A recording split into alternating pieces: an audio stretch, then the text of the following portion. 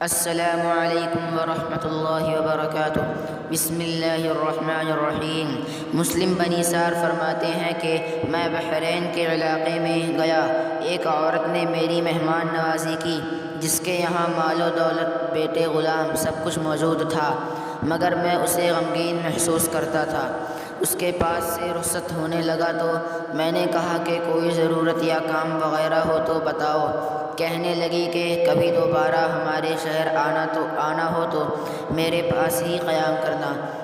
میں یہ سن کر رخصت ہو گیا اور کئی سال تک غائب رہا۔ پھر ایک دفعہ وہاں گیا تو اس کے دروازے پر کوئی دربان نہ تھا۔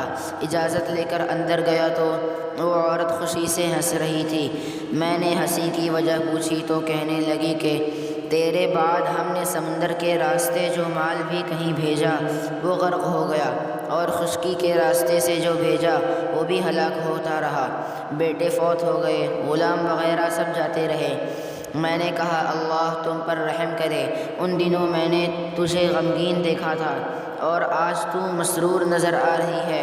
کہنے لگی کہ میں جن دنوں دنیاوی خوشحالی میں تھی تو ڈرتی رہتی تھی کہ کہیں اللہ تعالیٰ نے میری نیکیوں کا بدلہ دنیا میں نہ چکا دیا ہو۔